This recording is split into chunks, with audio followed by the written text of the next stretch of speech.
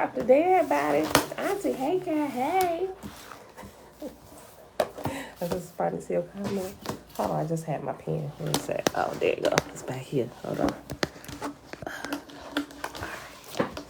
All right, beautiful people. Sorry for the tardiness today. Everybody overslept. Me, everybody. I'm still trying to get them up. All right, y'all. Happy Friday. Happy Friday. It is May the 6th, 2022, day 101 of year 4, reading through the books of the law and the prophets, and of the 4-year consecutive day count, day 1119. 1119. Today we're picking up where we left off at in Oahspe on page 69. And then we'll pick up in the meditation book on page 98. Here.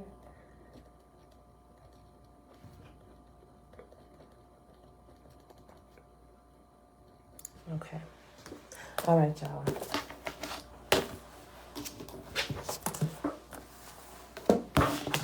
All right. Father, thank you for another day, as we always do. Continue leading us as we search for truth. All right, y'all. Page 69. Let's get going. Jehovah said, it's chapter 5 at the top. Jehovah said, now will I bewail thee, O earth. The glories of thy heavens that are past and gone shall be a lesson to the gods. Thy place of Horrid, once the place of the wisdom of my son, Sephanes, upraised. Behold, it is measured and gone down. And Moab is no more. Yeshua is fallen. Remember, Yeshua is the name of a city here, right? It is still a place of salvation, but even that city has fallen because of all the wickedness. This is telling you everything that led up to the deluge, right? The great flood, the great sinking of Pangea or Oahspe, as it was originally known.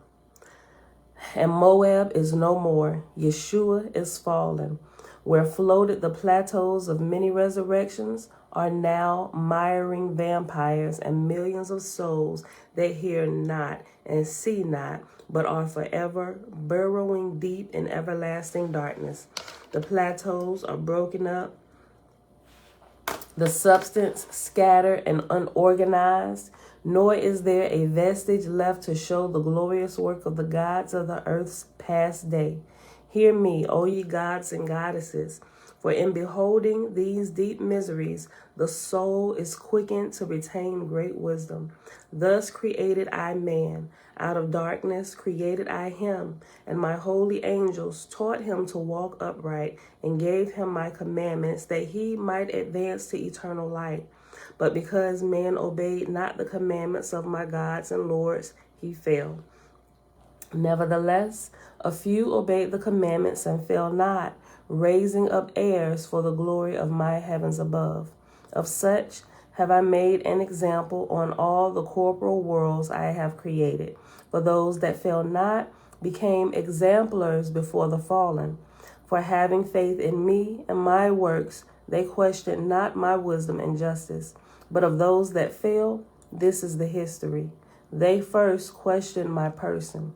Next, my wisdom. Next, my justice. Next, my power. And after that, proclaimed the folly of God and his lords, whereupon they usurped themselves to say that, there is nothing higher than man.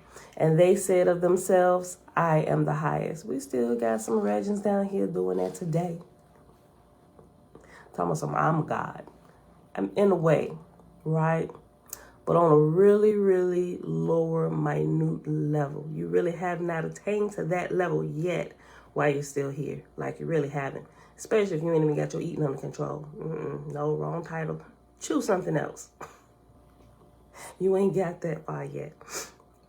Hear my voice, O ye gods and goddesses, for as out of a contrary wind I give a mortal sea captain a wholesome lesson, or as out of a severe winter I give a corporal farmer a lesson in providing for his household.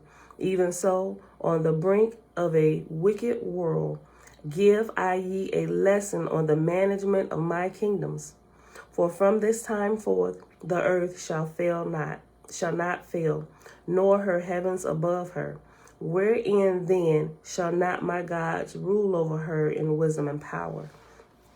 Many, since angels assumed they were the all highest, they put aside the commandments, one of which was to suffer not the spirits of the newly dead to return and dwell with their mortal kindred, for they, not knowing of the higher heavens, will teach falsely of Jehovah and his everlasting kingdom. Let's read that again. Amanda, shalom, shalom. Listen. Hear my voice, O ye gods and goddesses, for as out of a contrary wind I give a mortal sea captain a wholesome lesson, or as out of a severe winter I give a corporal farmer a lesson in providing for his household. Even so, on the brink of a wicked world, I give I ye a lesson on the management of my kingdoms. For from this time forth the earth shall not fail, nor her heavens above her. Wherein then shall not my gods rule over her in wisdom and power? Since many angels assumed they were the all highest, they put aside the commandments, one of which was to suffer not the spirits of the newly dead to return and dwell with their mortal kindred, for they, not knowing of the higher heavens, will teach falsely of Jehovah and his everlasting kingdoms. And it came to pass that when one commandment was set aside, the others were also, and it followed that the spirits of the newly dead, who were without knowledge of heaven, led mortals in their own way. For they dwelt together and slept together, and in dreams and visions mortals judged themselves to be wise, not knowing they were obsessed in sleep. And for the desires of the flesh, they found acquiescence in spirit, having no higher God or Lord. And as one spirit returned and fastened itself on a mortal, so did another and another, till hundreds and thousands of spirits dwelt in one corporal body, oft driving hence the natural spirit I gave in the time of conception of these mortals. I'm sorry, let me go back. That's what we call demon possession. So, shalom. But they being according to this and what we understand now, that possession is taking place by their ancestors, right? Listen.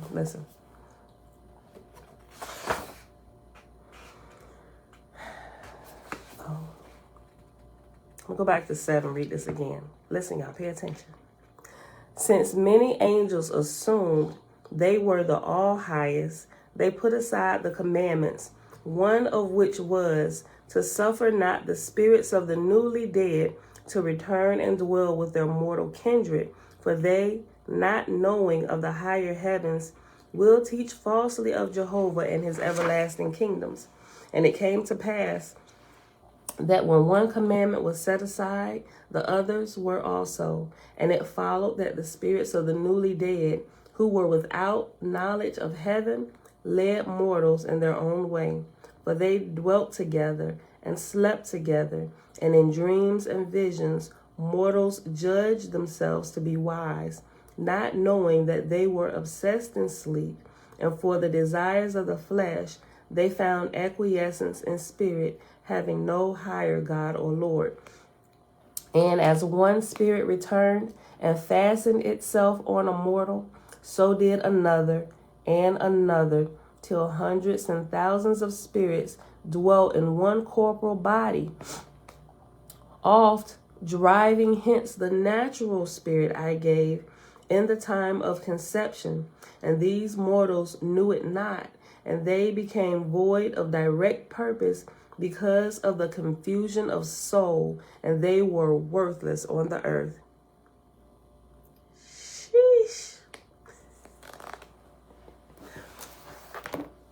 Yeah, that's what we call demon possession, or being in that sunken place. Y'all ever seen that movie Get Out?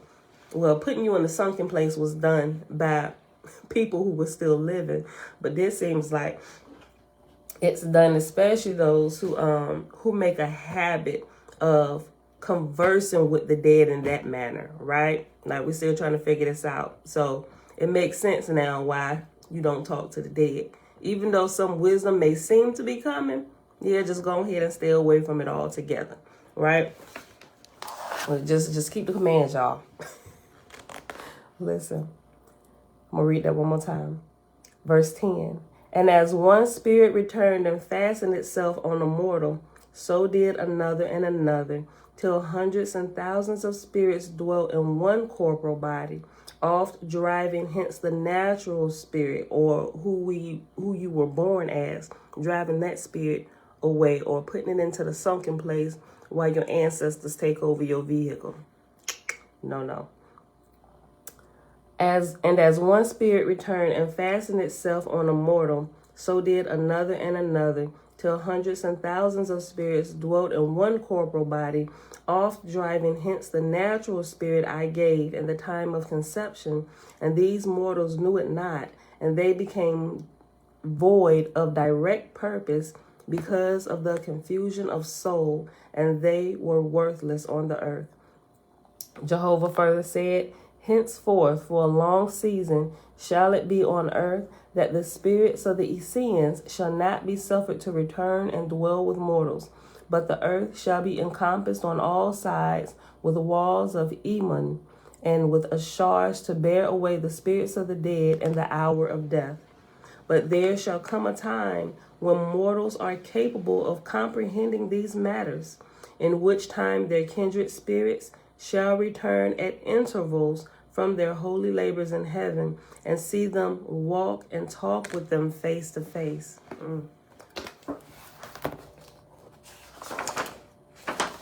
Okay, chapter 6. And now Af, son of Jehovah, said, when the Etherian hosts were arranged in due order, I called out to thee, O Jehovah, saying, in thy strength and wisdom, O Father, join thou the heavens above and the earth below, and the end of the Etherian column that extended to Chinvat on the labor of the vortex of the earth was made fast by the pressure of thy wide heavens. Again I said, in thy strength and wisdom, O Jehovah, join thou the heavens above with the earth below, and the end of the Etherian column that extended down to the earth was made fast around the borders of Waga, by the sea and the high mountains on the north. Again I said, O Jehovah, deliver thou the earth from evil for thy glory forever. And the vortex of the earth closed in from the extreme, and lo, the earth was broken. A mighty continent was cut loose from its fastenings, and the fires of the earth came forth in flames and clouds with loud roaring. And the land rocked to and fro like a ship at sea. Again I said, O Jehovah, deliver thou thy heavens, which are bound as with a chain to a rotten carcass. And again the vortex of the earth closed in about on all sides, and by the pressure the land sank down beneath the water to rise no more. And the corporeans went down to death, and the fetals and the familiars gave up the battle. Neither had they whereon to stand, nor knew how to go to any place in all the heavens, but were lost and crying out for help. And my host hastened in all directions with their birth blankets, and received the Druhas and fetals and Essenes in millions and millions, and gathered them to the place of the fountain of light, whither I had provided atmosphere for them. And they were placed within. And their numbers were so great that even gods had scarce seen the like before. And in order to attest before thee, O Jehovah, I had them numbered, using the sections of the divisions of my gods and goddesses in order to do so. And there were of Druhas and fetals 16,600 million, many of whom had lived on earth as fetals and Druhas for thousands of years, though many others of them were not capable of everlasting life. And the first resurrection there were 36,000 million, and of the second resurrection there were 305 million. But during the last 100 years, the earth brought forth none capable of everlasting life, save indeed the remnants of Ehims. Now when the earth was delivered, and there was no escape for the spirits of the dead, nor no returning to mortals, I called out to thee, O Jehovah, saying, Give me of thy power, O Jehovah, and I will carry up all the plateaus of hell and the heavens of the buried continent. And thy hand came as the blade of a sword, flaming like fire, and swept over the ocean of the sunken land, cleaving all asunder. And lo and behold, the anchorage of my feet was cut loose, and the spheres of heaven at my command. Thy voice, O Jehovah, came to me, saying, Descend thou, my son, down to the floor of the resurrection, and take my daughter Theatizi with thee, and go into the midst of the place of ascension, for I will add unto thy glory the resurrection of all that thine eyes have beholden. So I descended and took Theatizi, daughter of Jehovah, with me, and when we were come into the place commanded, thy power came upon the place, and it started upward, and soon thereafter it turned on its vertical axis and rose higher and higher, turning and rising, and we saw we were loose from the earth, and no longer rotated with the earth, but rose slowly upward, watching the earth rotating beneath us. I said, Upward, O Jehovah, upward, O Jehovah, upward, O Jehovah. And all the hosts repeated the same words, for our wills and knowledge were as a unit, wherein we had strength in thee, our Creator. That's good, y'all. Chapter 7, where we at? 17 minutes? Okay. Shayla, great rising. Oh, great spirit, creator of all life. The greatest gift you give us is to love you. Hallelujah. Anukia, shalom, shalom, Marcia, shalom. All right, y'all. Chapter 7.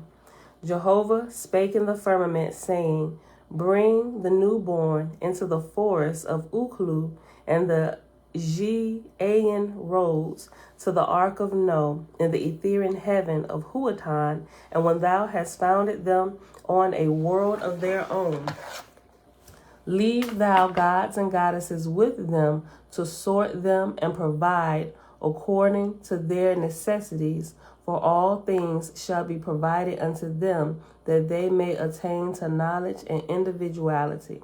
And when thou hast placed them, hasten thou with my son Neph back to the earth, where I have labored with the ships of the Ehims, and they were thus delivered.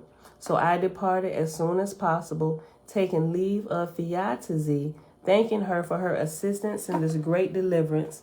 And I took with me Neph, son of Jehovah, another 30,000 gods and goddesses, besides 10 million Etherians, who had thousands of years' experience in heaven and on various corporal worlds. And we came back to the earth, even to the ocean where the land had gone down.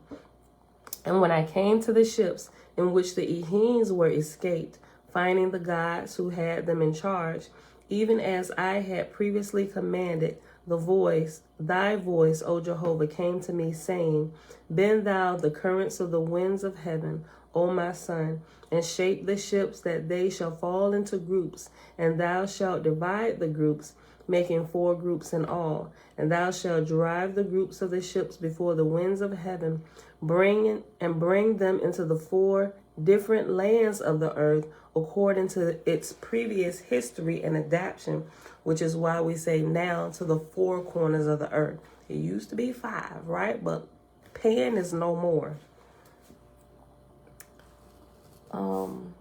Also, Noah and the few that escaped on his ark looks to be like the Ehims that were told to escape, because remember, the Ehims were the ones who were actually keeping the commands, right, at that time, and everybody else was doing the wickedness, right? So they were the ones who actually got to get away on the ships, right? So they went back to them. And so now, Yah said to disperse them now to what's left, to the four corners of the earth now, right? I read it again. Verse 4.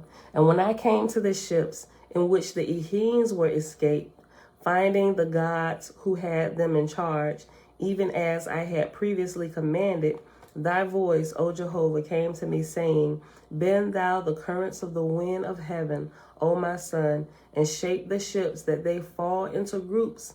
And thou shalt divide the groups, making 4 groups in all. And thou shalt drive the groups of ships before the winds of heaven, and bring them into the 4 different lands of the earth, according to its previous history and adaptation. For in all countries shall my chosen begin laying down of the foundation of my everlasting kingdom, and they shall never more be destroyed by the people of darkness, neither of earth nor heaven. So, as remember we was talking yesterday about the hieroglyphs and how they're found everywhere, and people can't be arguing like, hey, this originated here in Africa. Oh, no, it was here in hold on, y'all, 1 second. I'm sorry. Kept calling. I'm like, the dentist office keeps calling that much back to back. I thought it was somebody we knew because it's like the 3rd time calling back to back this early in the morning. All right, y'all. They just confirming her dental appointment for Tuesday, as y'all can see. Okay. Let me go back. Oh, no, I was saying, remember how we were saying that the hieroglyphs and everything were found like everywhere, and it didn't just originate. It didn't seem like it originated in one place because they kept finding things, not just in Africa, but in Asia and then the Americas, here in North America and in South America. They're trying to figure out, okay, did the people travel? Are they migrating and doing this? No, they started the teachings all over again once they were dispersed to the 4 corners of the earth. So what you find there is what was originated there from the people once they began to occupy those lands again. The teachings were for everybody, not just a certain group of people, right? Everybody who comes to this school is supposed to grow. And the teachings were there for everybody. Okay. Hey. All right, y'all. It's crazy how I know when I hear their door. They're like diagonally across the hall. But when their door opens, it's like I know that's their door. Hey, y'all need to get up because we got to roll out shortly. Josh, tell all your brethren. Give them a few minutes because we got to get rolling soon. That's my oldest son, Elijah. Y'all rarely ever see him, but that's his handsome face right there. All right, son. All right. Okay. All right. All right, y'all. Okay. So, yeah, that was it. Let's go back here. I'm going to read this again. Verse 4. It's good. And when I came to the ships in which the Ehenes were escaped, finding the gods who had them in charge, even as I had previously commanded, thy voice, O Jehovah, came to me, saying, bend thou the currents of the winds of my heaven, O my son, and shape the ships that they shall fall into groups. And thou shalt divide the groups, making 4 groups in all. And they shall drive the groups of ships before the winds of heaven, and bring them into the 4 different lands of the earth, according to its previous history and adaptation. For in all countries shall my chosen begin the laying down of the foundation of my everlasting kingdom, and they shall never more be destroyed by the people of darkness, neither of earth nor heaven. So I divided my host according to the labor thy commandments put upon me, making 4 divisions of them. And I said unto Neph, direct them, O God, to such countries as Jehovah hath shown thee, for thou knowest all the earth. For remember, thou art still God of earth. I said, by thy light, O Jehovah, I desired 2 ships to go to the north land, which was not sunken, for they shall be a testimony in the time to come. And if I'm not mistaken, Robin Shalom, don't quote me. Don't quote me, y'all. Don't quote me. But I think, let me just say, I think from what I read, I think I think that's Japan. That, based on what I read and some of the stuff in here, I think that was Japan, right? Okay. I said, by thy light, Jehovah. I said, by thy light, Jehovah, I desire 2 ships to go to the northland, which was not sunken, for they shall be a testimony in the time to come. Let thy gods, therefore, shift the winds and drive 2 ships aside from the rest. And in that same time, my messengers will go and lead the way to the northland, whither thy gods shall shape the winds of heaven. Now those in charge of the wind currents divided the ships and drove 2 of them off to the northland. And the gods and the angels turned the currents about and drove the 4 groups of ships in 4 different ways, according to the directions of God, Son of Jehovah. And the messengers of God led the way, showing the gods and angels of the wind the countries designated by Jehovah. Yeah, don't quote me on that, y'all. I'm thinking it's Japan, but it could very well be Antarctica. The more I'm thinking about it, now that I said it out my mouth, now that I'm thinking about it, it could be. It could be. It could not be either one of them, but based on the information I'm gathering, it's still not solid yet, y'all. But I'm thinking. Okay, I'll keep going. Now those in charge of the wind currents divided the ships and drove 2 of them off to the northland, and the gods and angels turned the currents about and drove the 4 groups of ships in 4 different ways, according to the directions of God, Son of Jehovah. And the messengers of God led the way, showing the gods and angels of the wind the countries designated by Jehovah. So it came to pass that in 150 days' time, all the ships of the faithless were in ports, and the people went ashore in the different countries whether they had been taken. Let me say it again. So it came to pass that in 150 days' time, all the ships of the faithless were in the ports, and the people went ashore in the different countries whither they had been taken. So remember, the term faithless that's about to start be using is just deciphering the wicked from the righteous, right? The wicked were called drooks and druhas, right? Are those who operated in an unrighteous nature, and those who kept the commands of Yah, they began to call them faithists. They were full of faith in the Creator, hence the name faithists. So all the faithists who were mostly Ehims, they were the ones that were saved. Or according to the Bible story, that was Noah and his family, at least the ones of the family that weren't drooks, right? Or the ones that didn't believe the message that he had and didn't get into the ship, right? They perished with everybody else. Okay. Mom, shalom. Okay.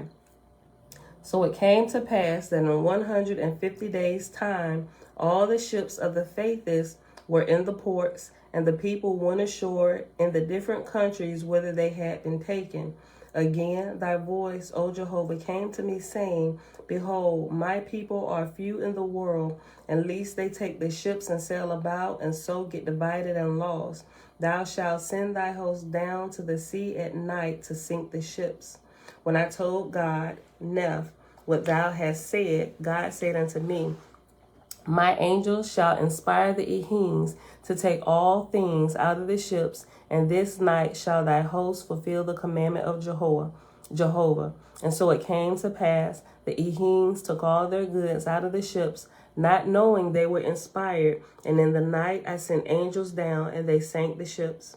And in the morning the Ehims beheld their ships had disappeared, and they said with one voice, Of a truth, I know I was inspired, for I would not rest till all the goods were taken out of the ships.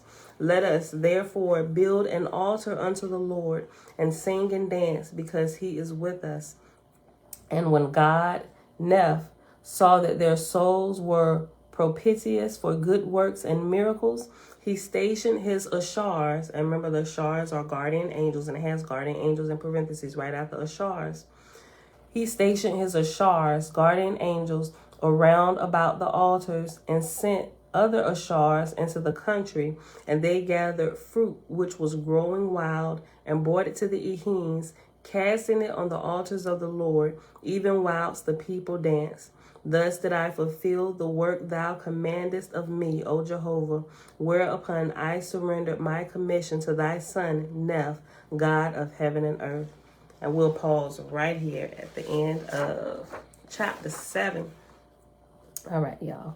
So we'll pick this back up. That was good. So we can see some of the similarities between what they canonized in the Bible, changing the names, shortening the story a whole lot. Also, when in the Bible, right after the account of Noah and what happened, you would need to jump to the Apocrypha to see a little bit more of the story and how they divided the land between Noah's sons and everything. So, like I said, they changed the names of the people, but it's still the same story that's being told every time, and they split it up, But once you read it all, you begin to recognize the story everywhere. All right. Y'all, so let's hop on over here to the meditation book where we paused at yesterday. The last page we read was 98. So we're going to start here on the process of yoga on page 99.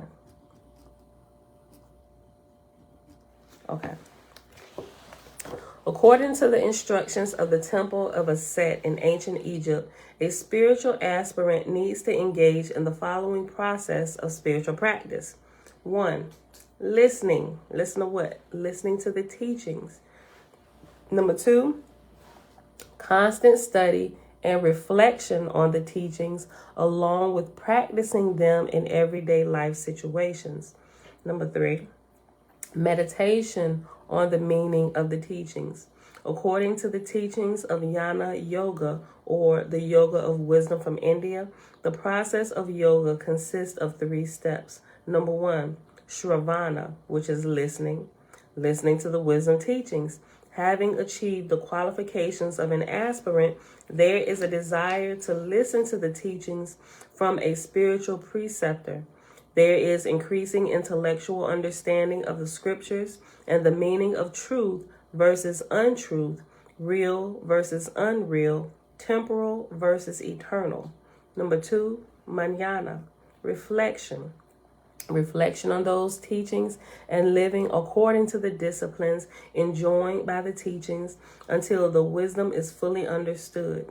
Reflection implies discovering the oneness behind the multiplicity of the world by engaging in intense inquiry into the nature of one's true self, right? Or one's true spirit. Number 3, Nidihayasana. The process of reflection leads to a state in which the mind is continually introspective. This is termed meditation. It means expansion of consciousness culminating in revelation of and identification with the absolute self. And they call it Brahman, right? Brahman, Brahman. But it's still talking about the same thing. Remember, the terms change when you go to a different corner of the earth, right? But it's still the same thing that's being taught. Listening, reflection, meditation, right? That's what it's called. Next page. Meditation may be thought of or defined as the practice of mental exercises and disciplines to enable the meditator to achieve control over the mind, specifically to stop vibrations of the mind due to unwanted thoughts, imaginations, etc. Consciousness refers to the awareness of being alive and having an identity. It is this characteristic which separates humans from the animal kingdom. Animals cannot become aware of their own existence and ponder the questions such as, who am I? Where am I going in life? Where do I come from? Etc. They cannot write books on history and create elaborate systems of social history based on ancestry, etc. Consciousness expresses itself in 3 modes. These are waking, dream sleep, and dreamless deep sleep. You forgot something? However, Ordinary human life is only partially conscious. When you are driving or walking, you sometimes lose track of the present moment. All of a sudden, you arrive at your destination without having conscious awareness of the road which you have just traveled. This happened more times than I would like to say, and I'm like, oh my gosh, I need to pay attention to what I'm doing. How did I get here already? Where was my mind at while I was driving? It was just like robotically, the body just robotically driving. I'm like, this could be dangerous, right? I found myself there more times than I would like to actually admit. Yeah, okay. I'm gonna read that again. All right, son. All right, love you. I love you too. Be safe. Are you coming straight back here? Yeah, I'm gonna shower down head over there, but I'm coming back over here tonight. Okay, so Jeremiah will probably be here, but the kids not. They're not gonna be here. Okay. So he'll let you in. So y'all be gone? We're gonna be gone. Yeah. Okay. And we'll be back in the morning. Okay. Well, not the morning, probably tomorrow afternoon. Jace has a game tomorrow morning, so I'm gonna be over there at the game, and then from there, I'm gonna just head on back over here. Okay. But I got the kids next week and next weekend. Okay. All right. Bye, fella. Bye. Thank you. No. All right, y'all. Yes. You're done with the video. I'm almost. Give me a second. Okay. However, ordinary human life. You gotta go to work first. They about to get up and get on out of here. However, ordinary human life is only partially conscious. Whenever you are driving or walking, sometimes you lose track of the present moment. All of a sudden, you arrive at your destination without having conscious awareness of the road which you have just traveled. Your mind went into an automatic mode of consciousness. This automatic mode of consciousness represents a temporary withdrawal from the waking world. This state is similar to a daydream, a dreamlike musing or fantasy. This form of existence is what most people consider as normal, everyday waking consciousness. This is what people consider to be the extent of the human capacity to experience or be conscious.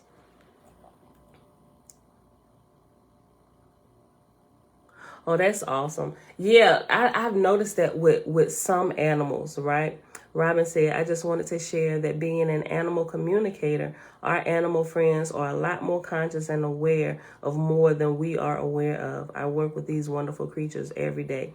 I completely believe that, especially because I know animals, they are more sensitive to, let's just say, the unseen realm or the spiritual realm, right? They haven't lost their senses like most of us have. So when danger comes, like impending danger, they know it, and it's like, I'm out of here, right? So I pay attention to animals, and I pay attention to the birds, all different things. If I'm around puppies or whatever, if they act scared all of a sudden and they back into a corner, I'm like, okay, who is here? What then showed up? Like, seriously, they are super conscious. A lot of times they just don't have the mouths to speak like we do. But if you can be that in tune, and don't think I'm crazy, because some people have the ability, right? Y'all remember Antonio from Encanto, right? He was able to communicate with the animals. Like, that's a real thing. Dr. Doolittle, like, that's a real thing. But people that have that particular gift or are that in tune, you don't really hear them blabbing about that a lot, right? Because somebody will throw them into the crazy house, right? But I guarantee you, they probably the most peaceful people, and you never catch them caught up in shenanigans. Because if the human's acting crazy, the animal king like, hey, buddy, ain't nobody listening. Go ahead and get out of here. Get you and your family. Go now. Take me with you, please, because I ain't got the wings like the birds. Let's go. I'm ready. Come on. I'll meet you at the truck. Roof. Yeah. So we about to get 2 dogs too, y'all. Okay. So it's like another way, not just to have furry animal friends or whatever, but it's like I really want it to be a part of our children's growth, right? And learn how to be in tune with the animal kingdom as well as the plant kingdom, garden, all that stuff. Okay. Back to the reading. The normal state of human consciousness cannot be considered as whole or complete, because if it was, there would be no experience of lapse or gaps in consciousness. In other words, Every instant of consciousness would be accounted for. There would be no trance-like states wherein one loses track of time or awareness of one's own activities, even as they are being performed. In the times of trance or lapse, or being in that sunken place, Uncle JB, Grand Rising. In the times of trance or lapse, full awareness or consciousness is not present. Otherwise, it would be impossible to not be aware of the passage of time while engaged in various activities. Trance here should be differentiated from the religious or mystical form of trance-like state induced through meditation. As used above, it refers to the condition of being so lost in solitary that, As used above, it refers to the condition of being so lost in solitary thought as to be unaware of one's surroundings. It may further be characterized as a stunned or bewildered condition of fog, stupor, befuddlement, daze, muddled state of mind. Most everyone has experienced this condition at some point or another. What most people consider to be the awake state of mind in which life is lived is, in reality, only a fraction of the total potential consciousness which a human being can experience. And it still just blows my mind how this literally goes with what we were reading from the Oahspe today, right? Because remember, it's talking about the newly spirits of the dead grafting themselves onto their mortal family or the family that they still have living here. One comes, like if you allow one to come, more begin to come until the natural spirit that's housed in that flesh can no longer be seen. And we was talking about the possession. Yeah. It's talking about this bewildered condition of fog, of stupor, befuddlement, right? Okay. Next page. Understanding the process of meditation. So there is this diagram here. Understanding the process of meditation. So I'm going to show this to you, and then I'm going to kind of read through it. And I'll screenshot this and show it today as well. I think everybody can see all of that. Hold it back far enough. Now I'll read it.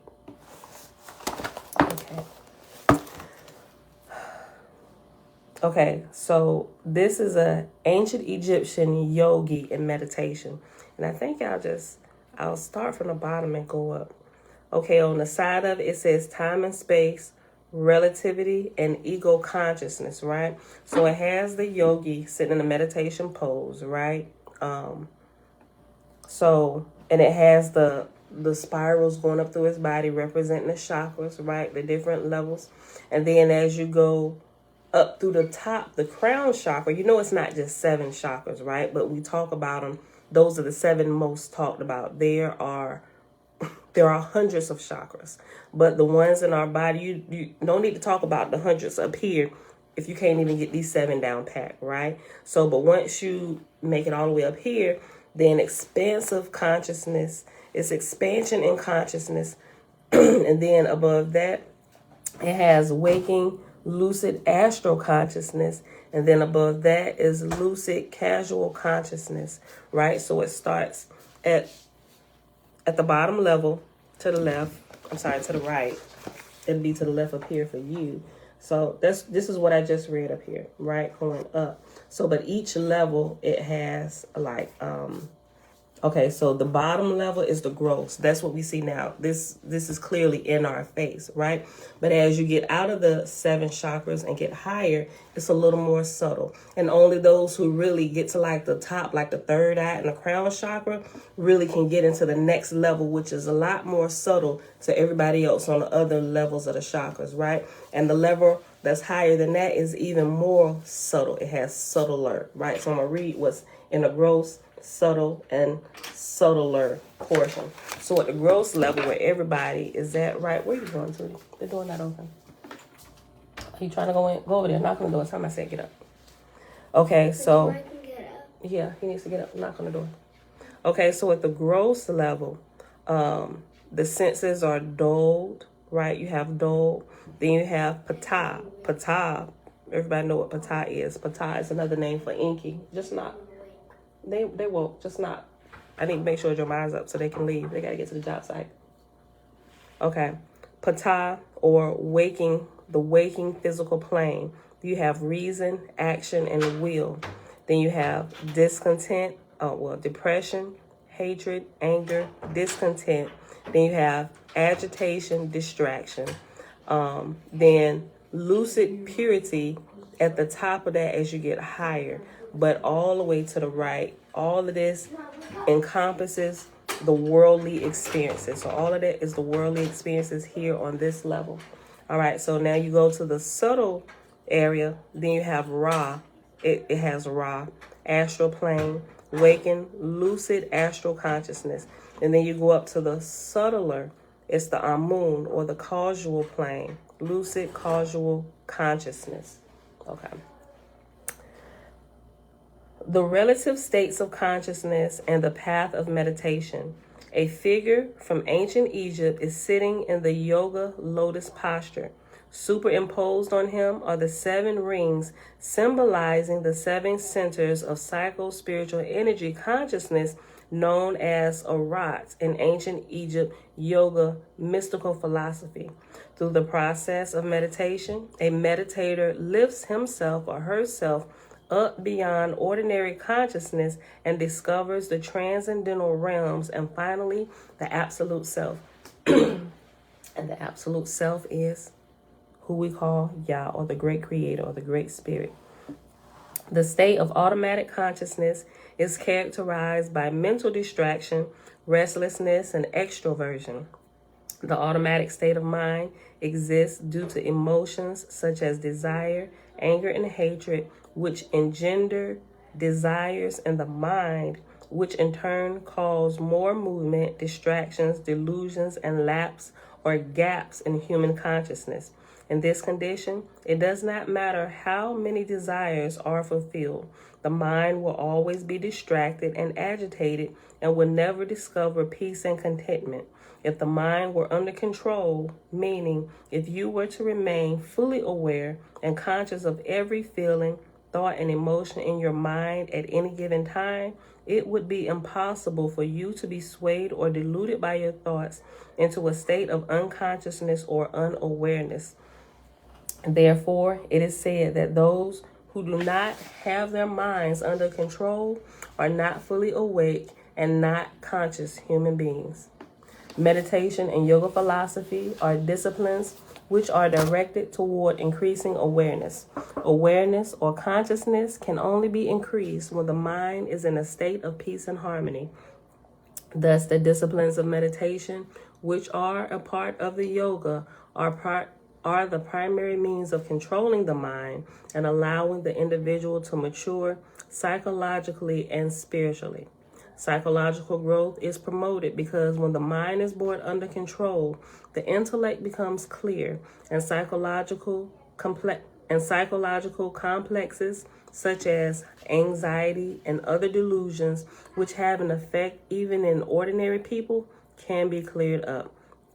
Control the mind, and the promotion of internal harmony allows the meditator to integrate their personality and to resolve the hidden issues of the present, of childhood, and of past lives. Anybody ever had an issue with stress, right? And a lot of times you get stressed because of your mind, how you allow your mind to wander and constantly worry about all the different things that you probably have no control over anyway, right? So when you get stressed or your mind gets out of control, you ever notice how it begins to affect your internal organs? Some people, it causes them to lose their appetite. Some people begin to actually get irritable bowel syndrome, like they got to go to the bathroom, and like it's like things begin to drop because it's a real thing. People in relationships, think about people in relationships or bad breakups and stuff, and how it literally begins to change their whole world. They begin to lose weight, or it'll have the opposite effect. Why would you do that? Plug it in. I can't have this now. or they begin to overeat all of those things, it's because they haven't gained control of this. And this is what causes everything. Thank you. Lock it. And not controlling this causes all the turmoil on the inside and outside of your life. Babe, call Sherry. She calling me.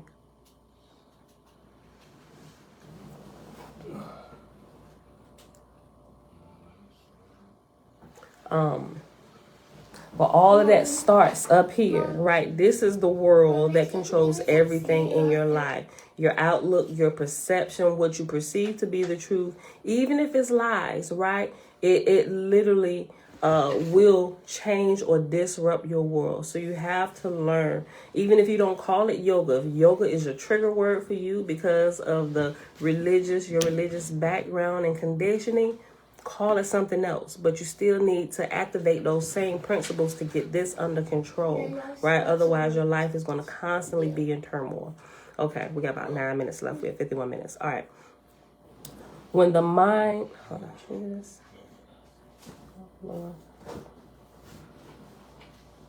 Yeah. When the mind has been brought under control, the expansion in consciousness leads to the discovery that one's own individual consciousness is not the total experience of consciousness.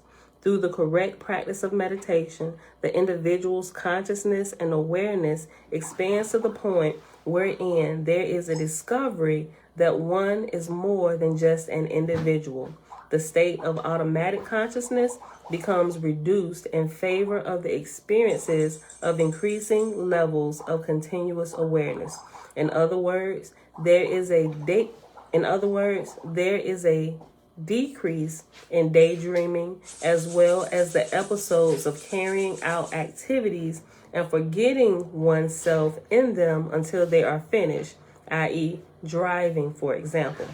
Also, there is a reduced level of loss of awareness of self during daydreaming sleep and dreamless sleep states. Yeah. Boy, where's your shirt? Yes, he's up. Go cover yourself, son, out there in the hall. Bye.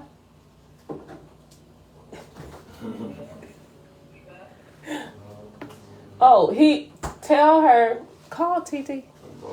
Tell her he calling her now.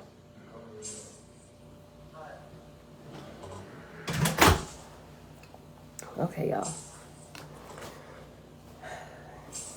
In other words, there is a decrease in daydreaming, as well as the episodes of carrying out activities and forgetting oneself in them until they are finished, driving, for example.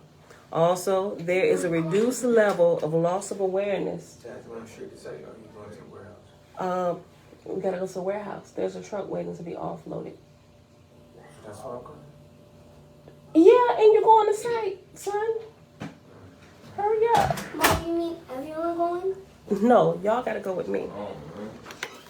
Do you need me to go to the warehouse? No. I got some. No, you don't. You got it? Because we got some other running we got to do, Tootie. Okay. All right, we almost done, y'all. In other words, there is a decrease in daydreaming, as well as the episodes of carrying out activities and forgetting oneself in them until they are finished. Driving, for example. Bella, turn it down. Also, there is a reduced level of loss of awareness of self during the dreaming sleep and dreamless sleep states.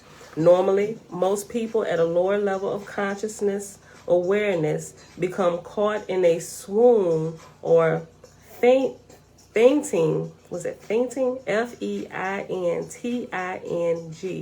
Fainting effect. That could be fainting. That's spelled different. I think it's fainting. I'm going to just say fainting. Normally, most people at a lower level of consciousness awareness become caught in a swoon or fainting effect, which occurs at the time when one falls asleep or when there is no awareness of dreams while in the deep sleep state, dreamless sleep. This swooning effect causes an ordinary person to lose consciousness of their own waking state identity and to assume the identity of their dream subject, and thus to feel that the dream subject as well as the dream world are realities in themselves. Oh, yeah. 5 more minutes. We're going to finish this little portion, then we're going to pause right here, y'all. This shift in identification from the waking personality to the dream personality to the absence of either personality in the dreamless sleep state led ancient philosophers to discover that these states are not absolute realities. Philosophically, anything that is not continuous and abiding cannot be considered as real. Only what exists and does not change in all periods of time can be considered as real. Nothing in the world of human experience qualifies as real according to this test. Nature, the human body, everything has a beginning and an end. Therefore, they are not absolutely real. They appear to be real because of the limited mind and senses, along with the belief in the mind that they are real. In other words, people believe that matter and physical objects are real, even though modern physics has proven that all matter is not physical or stable. It changes constantly, and its constituent parts are in reality composed of empty spaces. Think about it. That's true. I know it's been a while now. When I told y'all about that particular guy, he's on YouTube. But he's a scientist. He graduated from MIT. What's his name? It was a black guy. What's his name? I talked about him when we was going through like that. We was looking at like the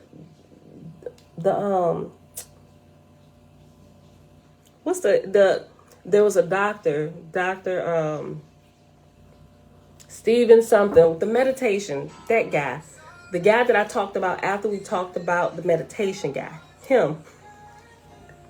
I'm gonna have a hold on, let me see. MIT dude. I'm gonna get his name. I'm gonna get both of them. The meditation science guy and the black guy. But anyway, they also talked about the empty spaces, right? In matter, even in earth. They were talking about, they even did like thank you. Stephen Greer, him, but not him. I talked about the black guy after I talked about Stephen Greer. Matter of fact, I was led to the black guy listening to Stephen Greer, some of the stuff that they kind of collaborated on. It is him. But anyway, he did like this lecture going through some of this stuff about matter. And he said, even if we took everybody in this room and took out all the air in the room with the human bodies and everything, he said what we would have left is like it almost smaller than one atom, right? So reality, or what we perceive as reality, it is here, but it's not really here, right? It's just kind of puffed up and expanded with the air that's between the atoms and the molecules and stuff, right? I'm gonna have to get it because I probably sound like a bunch of gibberish trying to explain that to you, but he explains it really well, and it was really good. I'm gonna reshare the lecture that he did. It was like 48 minutes. I'm gonna share it, but it was really, really good.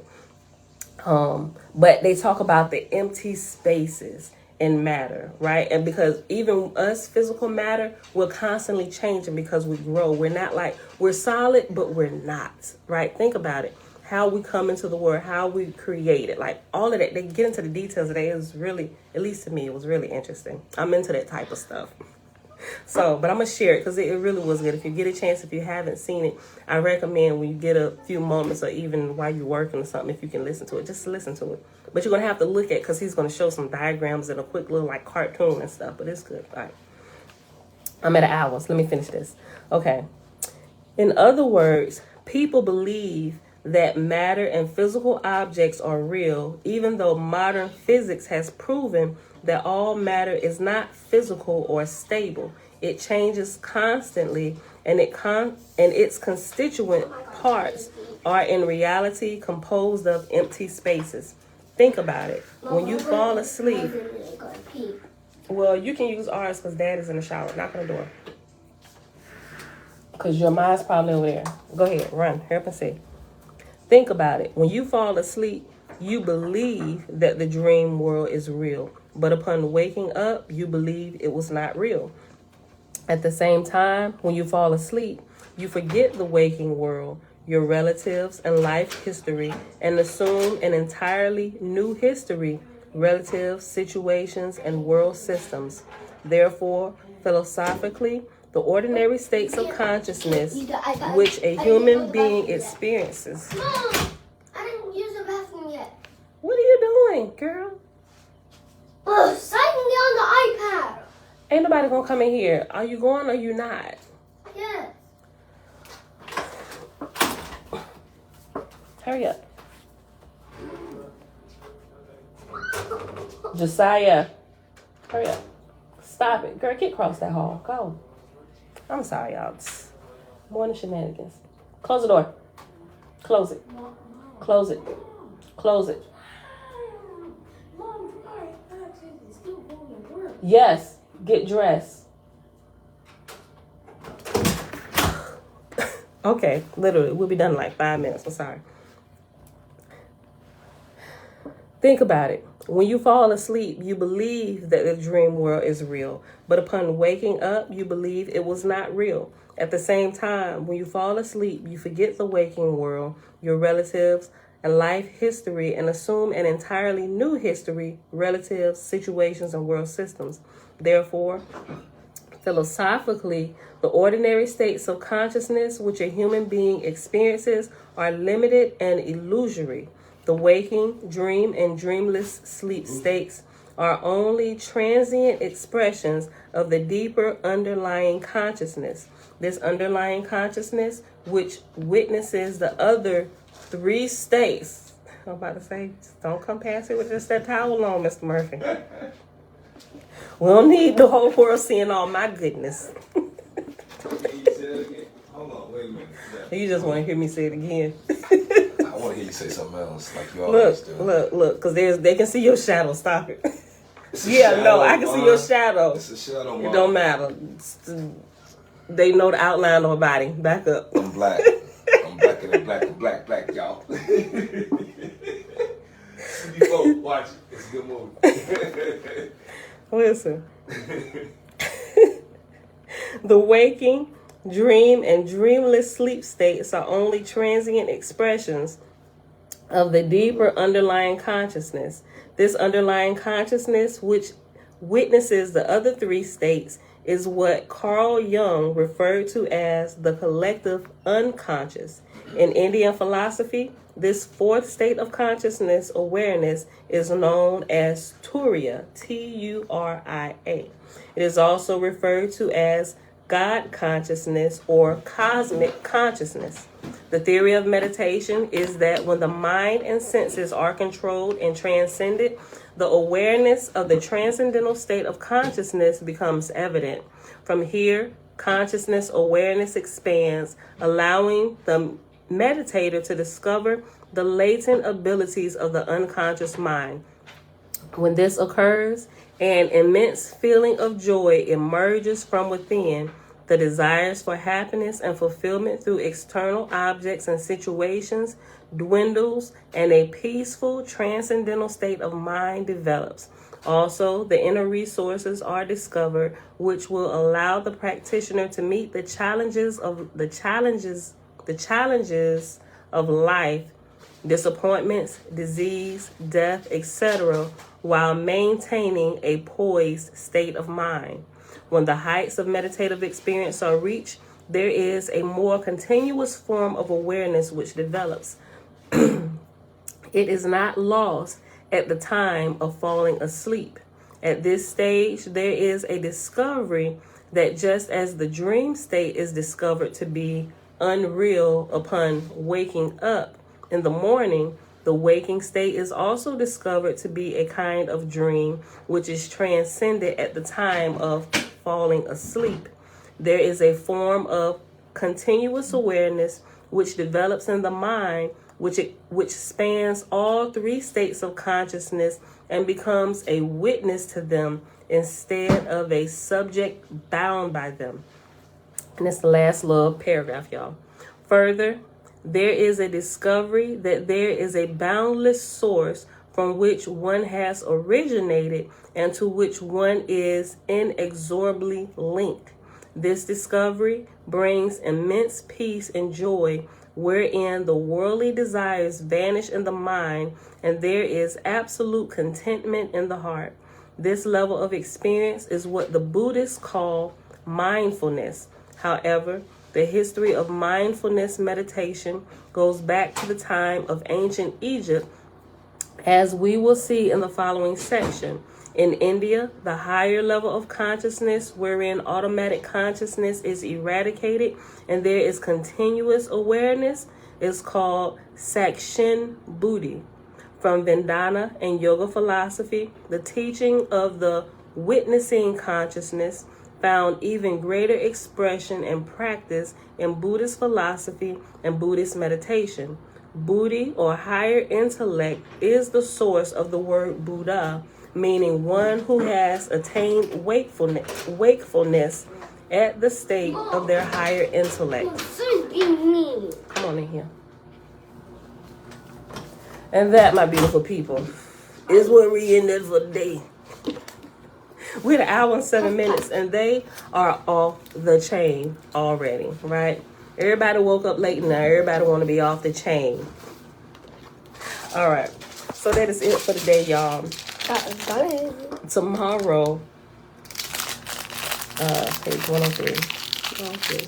Tomorrow, my background will be different. It will be another hotel. We got to go out of town for a brief period.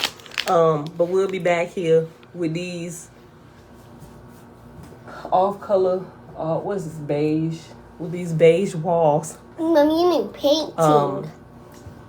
Well, Sunday we won't be here because we'll be observing the Sabbath, but Monday we'll be back here. All right. So with that being said, beautiful people, I hope y'all enjoyed the reading for today.